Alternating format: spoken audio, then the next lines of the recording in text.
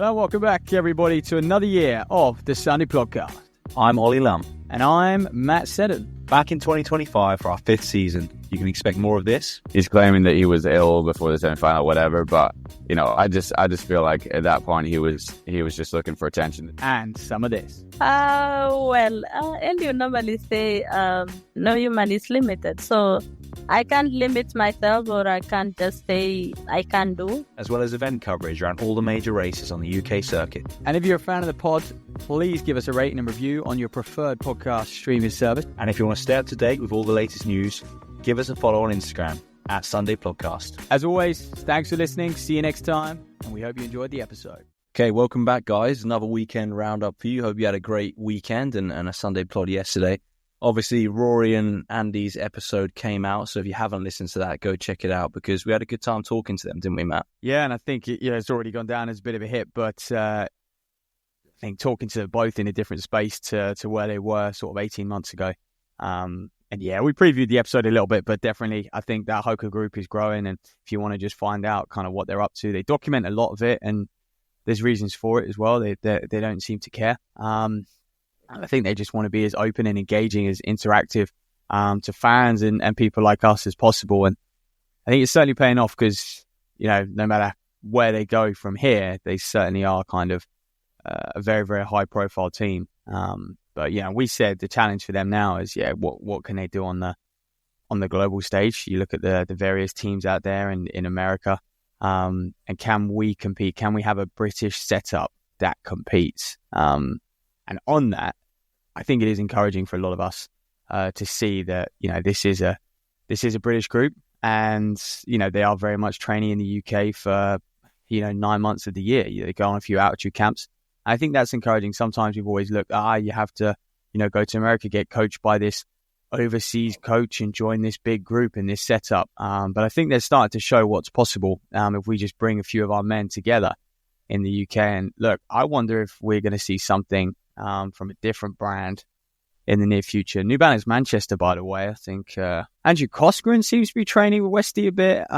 You know, they're certainly on a captain flag. So, you know, this is what we do on this podcast. We speculate, but we definitely don't know the ins and outs. But obviously, Bouchard's headed out there as well. So I wonder if that is a group that is slowly going to form, especially when we look at these altitude camps, you know, going forward. But if Westy has a training partner in New Balance Manchester, that's only a good thing for his development. Yeah, I think so, mate. And I think it's almost good that the Hoka group are putting a bit of pressure on New Balance Manchester, because since, I think, 2014, something like that anyway, they have been the only kind of pure shoe-sponsored pro group in the UK. Like, we've obviously had Brian Phoenix try to do something with Nike, but it was never really that, like, organised in that same way. And New Balance Manchester haven't had any competition, but now with Team Macau, they do, and it would make sense for them to respond to that. And like you say, mate, if we can get more and more groups doing it, it's only going to be good for the sport. But, mate, let's get into some of the results from the weekend. Where do you want to start? What do you think was the most impressive British result from the weekend?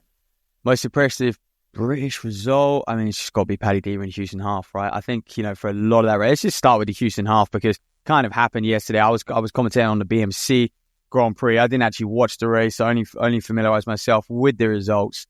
Was getting a few updates and stuff, and I believe Dever was on for around about 60 flat, maybe just inside, through that first 5K, 10K. He was just moving really well, and to finish up, 60-11, fourth fastest. I think Farah ran a good time in Lisbon, and then you've obviously got, you know, Emil and Hawkins.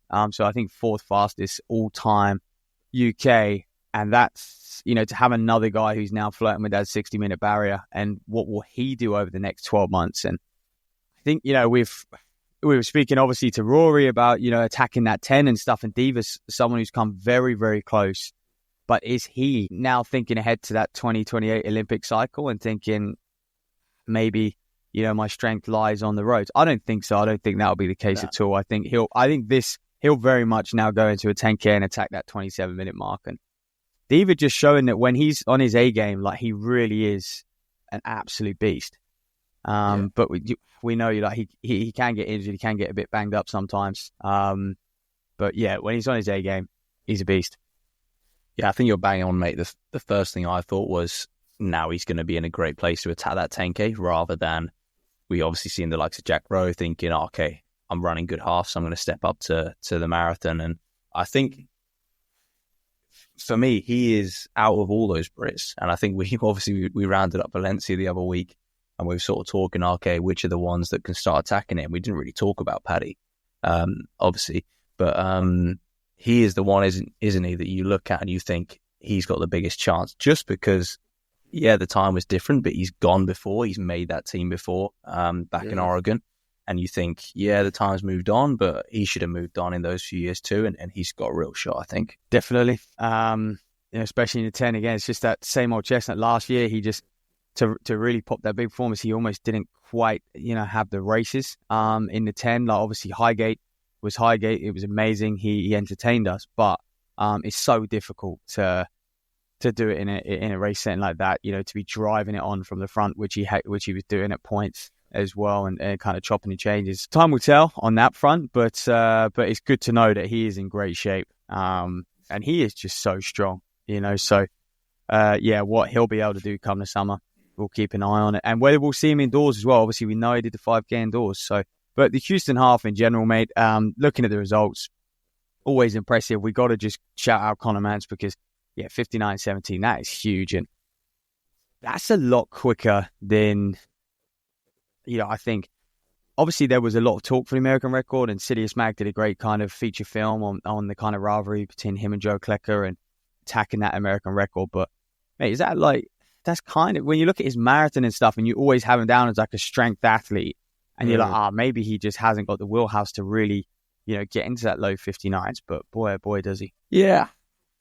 We talk about him as a strength guy, but at the same time, he was proving his strength over like 10K cross in the NCAA. Like, it's not like he's always been racing marathons. Like, he's come straight from the NCAA, running super well over the 10K on the track, super well on the cross, even better on the cross, of course. But he's gone straight into marathon running. I don't think Conor Mantz is someone that doesn't have the wheels to run quick over a 10K even, let alone a half. So I think that's just the type of race he needs, right? He's never going to be someone that's a big kicker compared to the elite of the elite, right? But I think when he gets himself in a quick race, particularly on the roads, where how often does a road come down to a kick? There's always people wanting to push it on.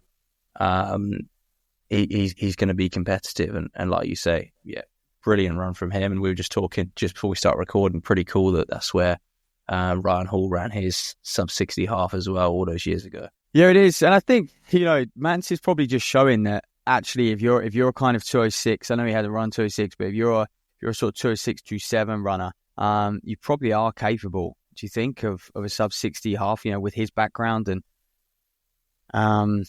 like you said, his domination in the NCAAs. So, but I mean, on the documentary as well, it looked like he had a bit of an injury in the build up. So it wasn't, did have a bit of a few interruptions and maybe a week or so off at some points, but so maybe we'll learn a lesson and he just came into this super bloody fresh.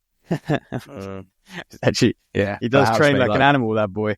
I remember seeing those BYU videos of him just absolutely smashing stuff he's in college. He's a nightmare if he's your training partner. But him and Clayton Young, they work so well together, and Young actually ran a pretty solid 60 high as well for the half. So, but I think I counted. It was Tom Anderson, by the way, ran I want to say 62 for a half as well. So, he's moving well. But I want to say there was 40 men inside 62, or 40 men inside 62. It's deep fields, and on the women's side as well, American record went Wendy Kalate and Jess Judd ran 69, and again, someone who I think we are going to see debut in a marathon someday. Soon. Yeah, I think so. And I think we were kind of discussing as well, like, how good a run is this for Jess Judd? And obviously it's not setting the world alight, but it's showing that she's going in the right direction. And I think with Jess Judd, that if she gets anywhere near like a sniff at like her best form, that you can kind of bet that she's going to be coming out for and trying to run PBs, trying to run fast within the next 3 to 6 months, right? Oh, without a doubt. I think this is, again, off the back of Valencia as well. It's quite a turnaround for her to get out there in a week. So I was quite impressed with that, full stop. But we know she likes the race. So maybe there is again something in the horizon and a bit of a long stint at altitude somewhere.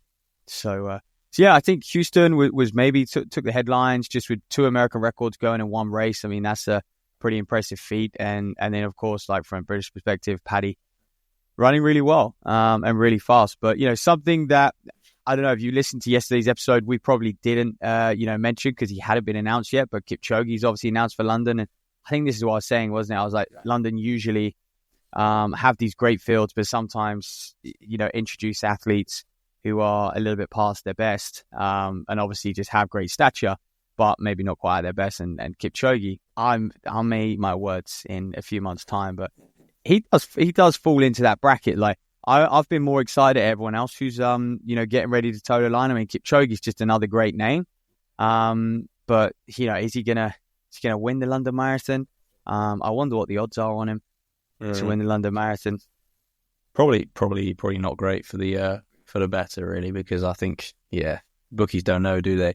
But I think what's good about Kipchoge being on the start line is that he is an unknown. Every time he looks like he's down and out, he then comes back and pops a good one. I know it's been a couple poor races now. I say poor races, a couple races where he's not dominant and unbeatable, right? But look, it's gonna be good to have him in there. I think it's good for the crowd. It's good for the hype around the event. I think it would be cool if he's racing and then there's a few Brits maybe on their debuts kind of in the group with him. I think that'll be good for them. Like you can see him, right, running like sort of 2:08 and they're just chipping along behind Kipchoge. I think that must be a pretty cool feeling. I don't know. I think if Kipchoge runs 2:08 in London, he drops out. I think he's a little bit like Bekele in this sense that they just, it's go with the elite group, go with the front group or nothing. Like, I'm not sure we see, and I have a few conversations with a few people, I'm not sure we see Kipchoge go off in 62.5 minutes, and in sort of negative split and run a 2:4. So I'm just not sure that happens. Like he will just go with that lead group and, basically he'll just try and hang on. If they pull away, maybe he'll be happy with, a top 3 or something like that. But, if he gets considerably dropped at some point, I think we could see a classic DNF. Yeah.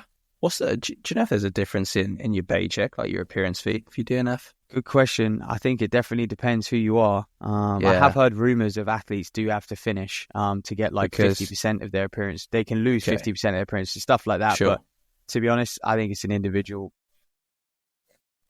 case by case negotiation. Sure. Yeah, and because this is my thing. I think I get what you're saying. Like maybe before, but post Olympics, because I guess that was almost the one. It was like, okay, he's going to come back and he's going to win in Paris. That was like the dream kind of not career ender, but sort of. I think he could have been like, right, it's done. Like, he's already the greatest, right? So no one's questioning that. But it would have just been pretty cool. But I think now, post Paris, the way it went, I think I don't know. I could see him being a bit more going out there, just not getting round, but like having a bit of a more realistic goal. Bit of a swan song.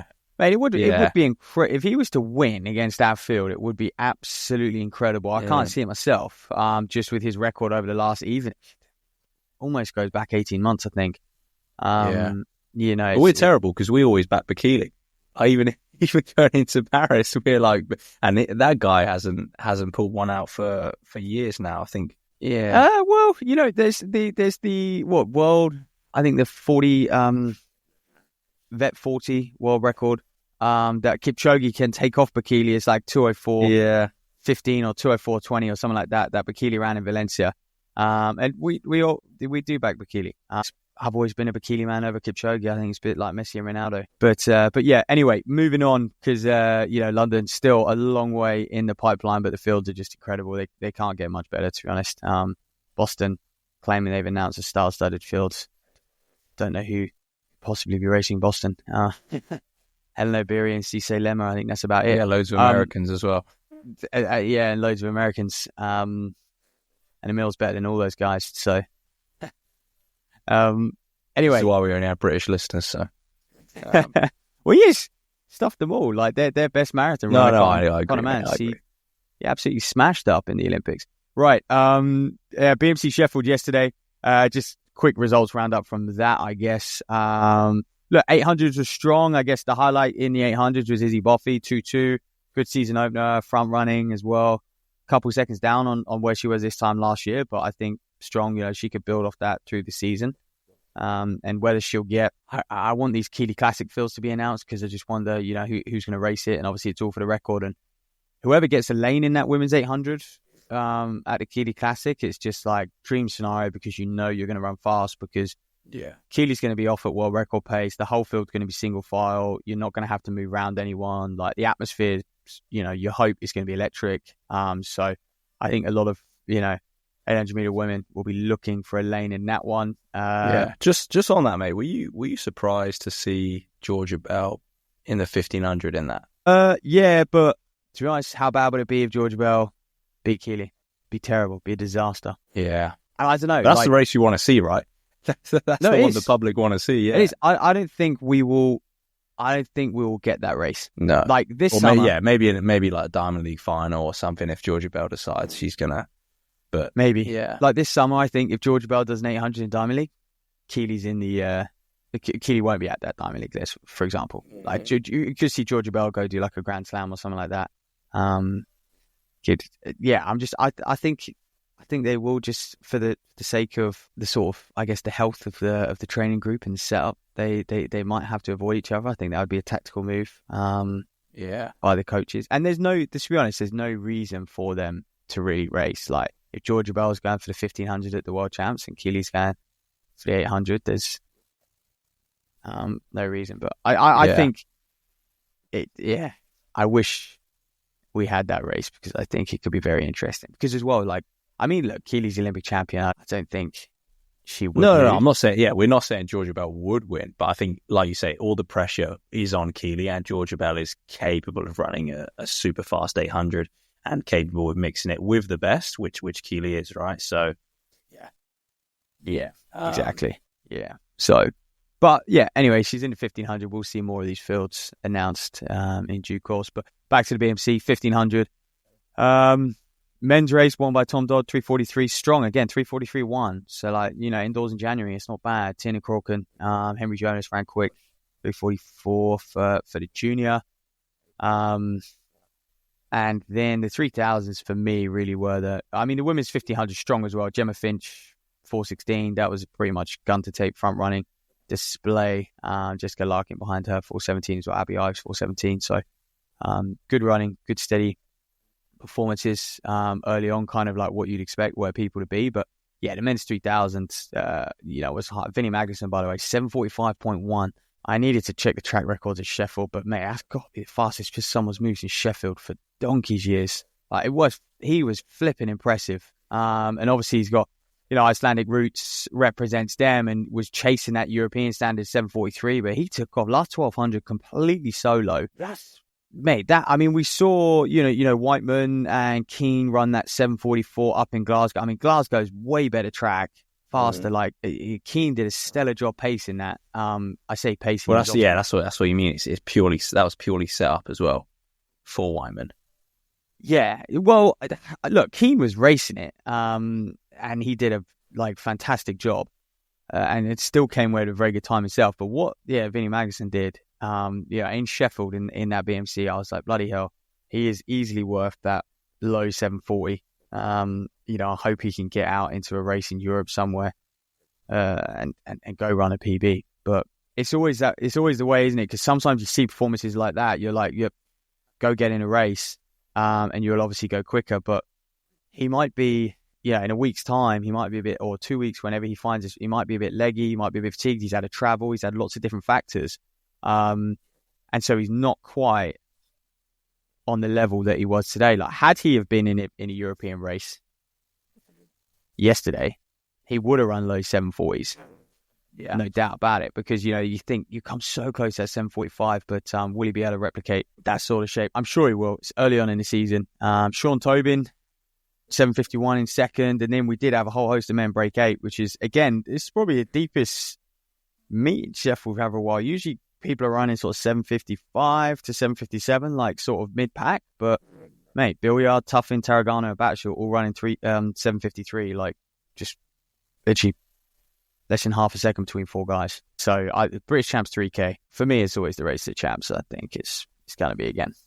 Yeah, it is, and we've seen kind of in the past couple of years, there's been like to and fro about having rounds or 2 races, isn't there? And I wonder what it's going to get to, because all these people keep running fast.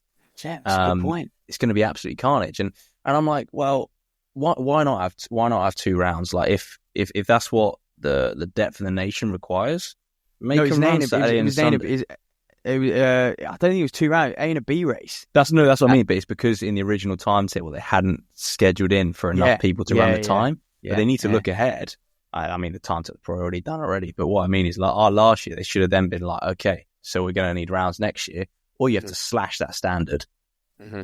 You can always make the standard quicker than invite extras if people don't hit it, right? You could make the standard 7:45, and then if people don't want to come, you then.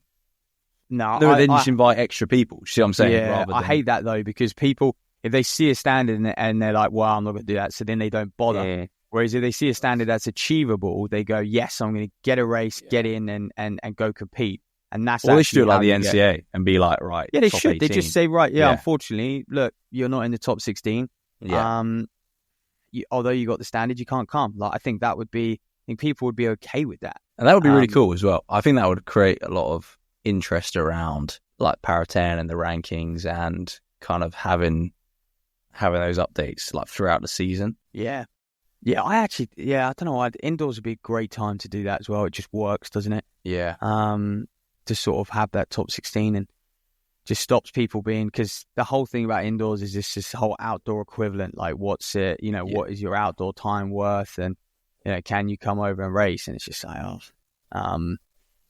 it just all gets a bit messy, as we know.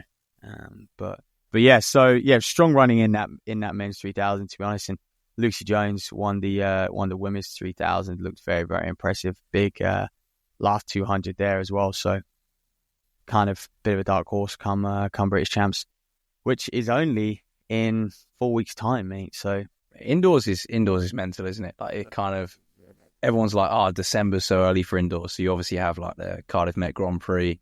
Maybe a couple meets. Obviously, we had the December Boston, like, over in the US and stuff. But everyone's like, it doesn't really kick off till January, and then you're peaking like mid-Feb. Well, it kicks off at the end of January, and then that's it. It's indoors in a nutshell. Then there's two or three races, and that's pretty much the season.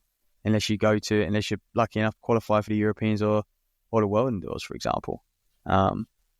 So. I mean, mate, just one more result worth noting. Phoebe Gill, 53 for 400 indoors. That was impressive. And now I wonder if she's going to try and sort of sneak onto a relay team. I think we've seen Keely do that in the past, haven't we? 4x4 relay team.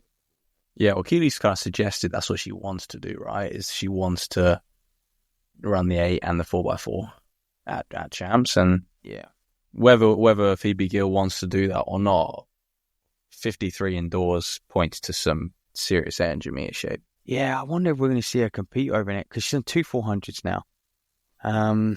Maybe she's biding her time, waiting for the 800. But again, talk about lanes. She could get a lane indoors. Well, that's the thing. They're going to have to let some people in. Do you know what I mean? Could be exciting. It's reminding me of the Faradays when they set up the races. Mate, honestly, no. I think it would be fair enough. Like, yeah, it would be mega if we had that Keely Classic in February. If we had Keely, Georgia Bell, Phoebe Gill, all just going. Put Gemma Ricci in there as well. Everyone going at it. I think that would be really, really entertaining. But, sometimes I guess that is not conducive to a world record attempt. But I think Keely is at the moment, she is so far ahead of everyone else. She still wouldn't have if you're going for the world record, to worry about it. You shouldn't be worried about. But all I'm saying is it's like when we watched the London Diamond League, it would drag a lot of our women to ridiculous times. Like we could easily see 3 or 4 women go around 1:57 indoors, I think. So it should go after that 4x800 record as well. I have no idea what it is, but you got to think that the way the depth is right now, that Mate, they should. I mean, if Keely's got those world records written in her contract, a few athletes have exposed that in their time. Go set something up. It would be, again, that would be a cool thing to watch, I guess. And again, I think that's something the public, like when we say the public, obviously, like your general kind of athletics fans who maybe aren't kind of pure geeks of the sport would really like that sort of thing if you built hype around it and had it at an event like the Keeley Classic and had these kind of relay world record attempts. I think people would buy into that. Agreed. Maybe we need a dual meet, beat the US like the old times, like the 80s. Smash them. Would absolutely smash them. I actually think we're finally. I mean, this would just be pure middle distance, by the way. Maybe 800 to 800 to 3,000. Yeah. I think we could put up a good fight. I don't even think he's put up a fight, mate. Are you just talking women? I'm considering the men here as well, because I'm thinking on the men's side, like they beat us in every discipline, mate. I guess they did, mate. I forget Cole Hocker's the Olympic champ. Obviously, I was thinking about the 8 boys, fair enough, but I forget we're no longer number one in the 1500. With the 8, like you get a prime Patterson and a prime Max Bergen, and maybe a prime Giles or something, or a Rowden, or anyway, they could put up a reasonable fight against Bryce Hopper or America have had a busy, because that Josh Huey ran a American record in the 1,000 as well, 2:14. Which was just I still think, even when I think despite Cole Hocker and Hobbs, I still think in the 15 as well, it's the Kurt factor. And Whiteman, he's doing that 1,000 indoors and at the Keeley Classic, and I think he's definitely going to break the British record of 2:17. It's a weak British record, but that Huey running 2:14 was very impressive. So can Whiteman get 2:15, 2:14 under his belt? And I think if he starts to run those sorts of times, you start to think, okay, he could be a real factor, especially as he's announced he wants to do Europeans, he wants to do Worlds, indoors, that is, because it's such a long season. So, mate, anyway, that's pretty much it for the weekend roundup. I'm sure we missed something. I mean, going down next weekend, not a whole lot. I mean, there is a race in Boston. Dr. Sander, is that Boston? Sorry, or is it? I get mixed up. It might be the Millrose Games Arena. My mind's gone blank. What they call that place? The Armory. That's it, the Armory.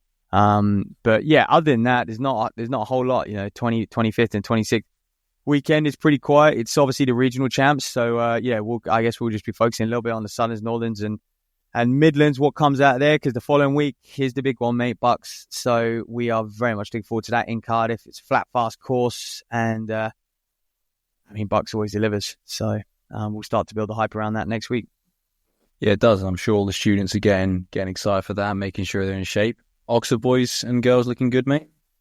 Looking good, yeah. Everyone's finally back this week off of the break and stuff. So we've had a few athletes been trickling in as the weeks have gone by since the new year. But teams looking strong. Teams are finalised. Just see how many races we can compete in, really. Good stuff. Well, thanks for listening, guys. We'll catch you very soon.